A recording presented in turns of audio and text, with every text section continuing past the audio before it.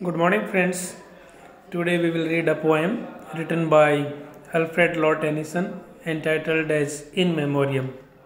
This is a well-known poem. Before we start this poem, let us have a brief introduction of the poet and the poem as well.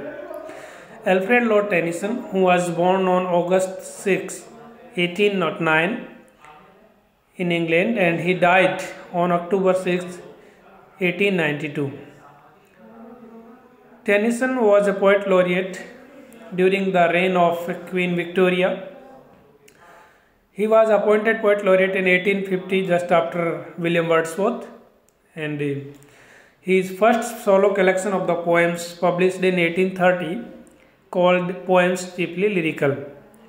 So Alfred Lord Tennyson, who is a well-known poet in the history of English literature, he was poet laureate in the period in the reign of Queen Victoria. He is well regarded as one of the most popular British poets of all times. He emanated from royal and noble ancestry, though was brought up in a middle-class household. A lot of his works was rooted in mythology such as Ulysses. As well as being a poet, Tennyson tried his hand at stage plays, but these are not considered to be particularly good. Tennyson has coined a lot of phrases which have become part of the British vernaculars, such as "it is better to have loved and lost than never to have loved at all," and "theirs not to reason why, theirs but to do and die." In 1850, Tennyson succeeded Wordsworth as Britain's poet laureate, which is one of the most prestigious honor of British poet can receive. So we came to know that Alfred Lord Tennyson was one of the most popular poet in the 19th century of England. The present poem, In Memoriam, is an elegy written in the memory of his beloved friend Arthur Hallam, who died at the age of 22. So the poem In Memoriam actually consists of short lyrics. There are 133 cantos in this poem, including the prologue and the epilogue. And if we talk of the lyrics, there is a collection of 131 lyrics in this poem. They are arranged in such a way that Tennyson tried to weave their rhyme in a very good and smooth manner.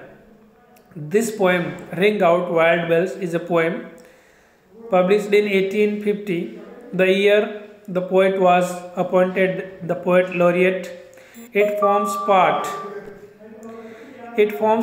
of In Memoriam, Tennyson's elegy to Arthur Hallam, his sister's fiancé, who died at the age of 22. According to a story widely held in Waltham Abbey and repeated on many websites, the wild bells in question were the bells of the Abbey church. According to the local story, Tennyson was staying in High Beach in the vicinity and heard the bells being rung on the New Year's Eve. It is an accepted English custom to ring English full circle bells to ring out the old year and ring in the new year over midnight on New Year's Eve. Sometimes the bells are rung half muffled for the death of the old year. Then the muffles are removed to ring without muffling to mark the birth of the new year. So this poem, Ring Out the Wild Bells, mainly tells us about the coming of the new year. This poem tells us about the ending of one particular year and the beginning of the new year. So it is a description of the New Year's Eve. The first 10 lines of the poem alludes to the death of his close friend Arthur Henry Hallam, and in line 11 to 20 expresses Tennyson's political philosophy in the context of Britain's socio-economic and political situation in the mid-19th century. Lines 21 to 24 are an exposition of the theme of equality and justice and class division in the society during the period of 19th century, mid 19th century. So let us have the poem line by line. What meaning or what message is conveyed through these lines, this lyrical beautiful poem. One more thing that is to be added here, that this poem doesn't have a particular rhyme, particular type, because there are a number of poems in Memoriam. There are total 131 lyrical poems, and this poem has the rhyme scheme A B B A written in iambic pentameter. So the rhyme scheme of the poem is A B B A and the meter is iambic pentameter.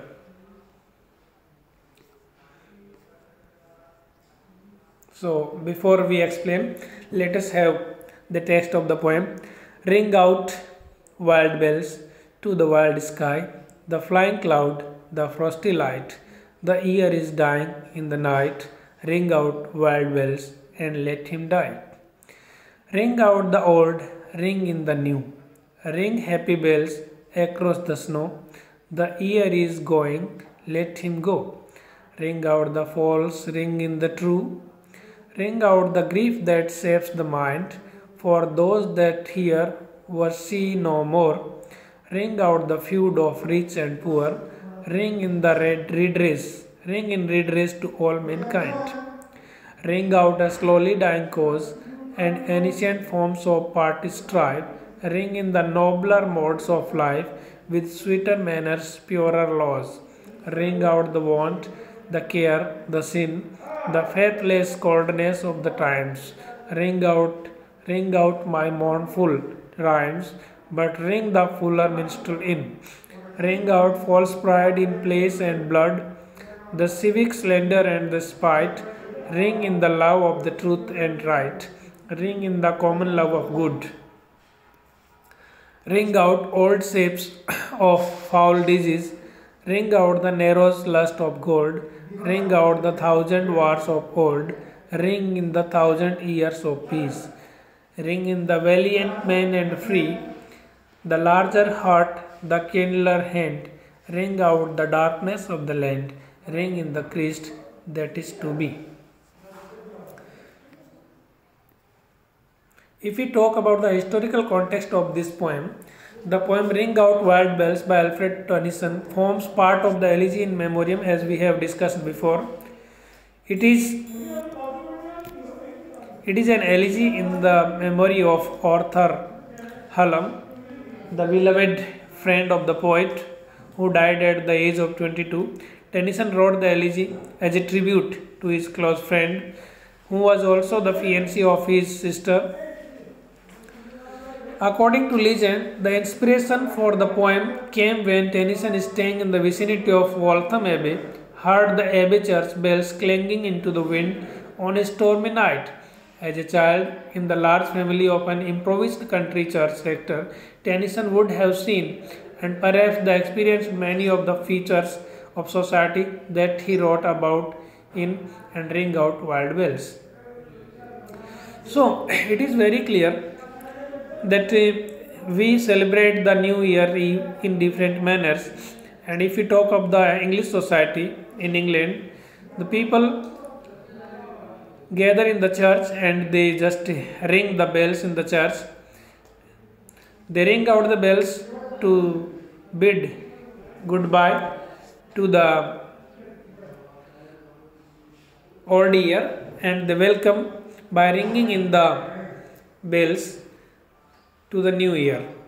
So in the first 4 lines, in the first stanza, that reads like this: ring out wild bells to the wild sky, the flying cloud, the frosty light, the year is dying in the night, ring out wild bells and let him die.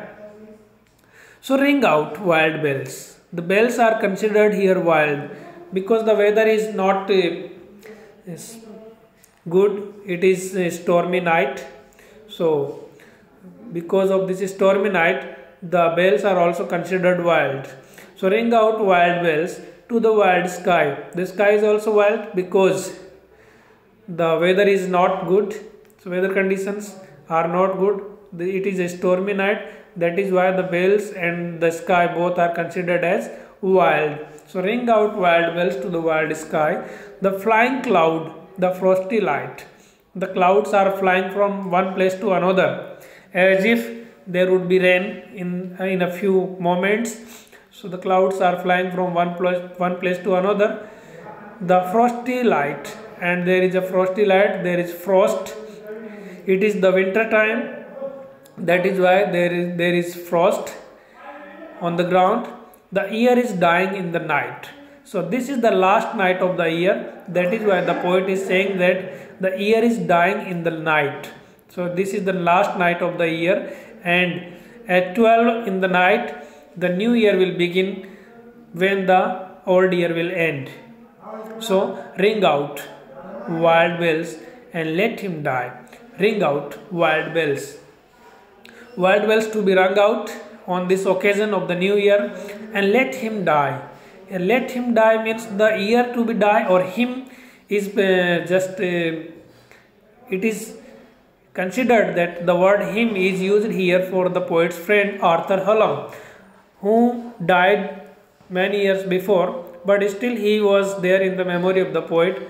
So poet worried about him now and then, but this time the poet is thinking that just like the old year, we forget things and we come into new year and we take new things at hand. In the same manner, this is the occasion, this is the time when the poet should forget his friend, the not friend but the bad memories of the death of his friend.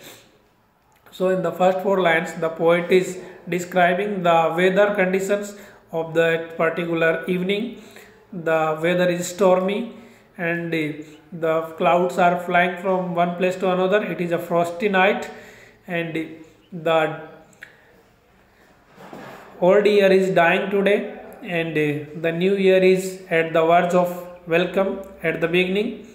So the poet is asking us to ring out the wild bells, to ring out the old year and to welcome the new one. Second stanza reads, ring out the old, ring in the new, ring happy bells across the snow. The year is going, let him go. Ring out the false, ring in the true. In the previous stanza, the bells are called wild, but in this stanza the bells are considered happy. Means whatever happened in the past, let it happen. But this time we hope that the new year will bring us new hopes and good things. Every year when it is the beginning of the year, we have some to-do list and we pray to God for bad things to over and new good things to come. This year people would be praying about the ending of COVID-19 virus, and to get rid of this virus, the whole world will pray for the end of this deadly virus. In the same manner, at that time the poet was thinking that he should forget the old things, bad things which cause him grief, and he should welcome the new year with a new hope. So ring out the old year. Ring out the old year, ring in the new, and let us welcome the new year. Ring happy bells across the snow. So this time the poet is hoping that the bells will be happy, the time will come and it will bring happiness to every one of us. And everywhere there is snow on the ground, as it is the winter season. The year is going, let him go. And this is the last day of this year, so the year is dying, or it is going forever. So the poet is bidding farewell to the year, and he says let him go. Once again the word him here may be used for the poet's friend Arthur Hallam. So let him go means let him go from his memory, because always he reminds him of his death, and the poet is very sad whenever he thinks of his friend. So ring out the false, ring in the true. This time the poet is saying that whatever false things are here, let them go away, and let us bring the new or true things in our life, because false things always cause sadness, or sorrow in one's life, and true things always bring happiness in one's life. So let us forget the false things, let us move away the false things from our life, and let us welcome the true one in our life with the coming of the new year. The third stanza reads, ring out the griefs that saps the mind, for those that here we see no more. Ring out the feud of rich and poor, ring in the redress to all mankind. The poet is here talking about the mankind, talking about the society. He says that ring out the grief that saps the mind. The poet's mind is grieved because of the death of his friend, and this grief causes him sapping of the mind of the poet. So the poet is saying this, let the grief run away from my mind, as it has been sapping my mind since a number of days. So this is the occasion when this grief should run away, for those that here we see no more. So there was a time when we had some near and dear here on this earth with us, but this time they are no more here with us. We will see them somewhere else with a new name, with a new face, or somewhere in the paradise along with the God. So those are not here, they are in the heaven. Ring out the feud of rich and poor. Here the poet is saying that there is a difference, there is a classification of people in this country, and this classification has caused a big gap between the classes, between the two classes, the rich and the poor. So this feudness should run away, should be no more among the mankind. Ring in redress to all mankind, and the all mankind, all human beings should redress themselves, should restart their life in a good manner, should reshape the things in a proper manner. So here the poet is talking about the departure or death of his friend. At the same time he is thinking that the classification of the people on account of the money, or some people are rich, they are given good respect. At the other hand, the poor people are not considered even for their rights.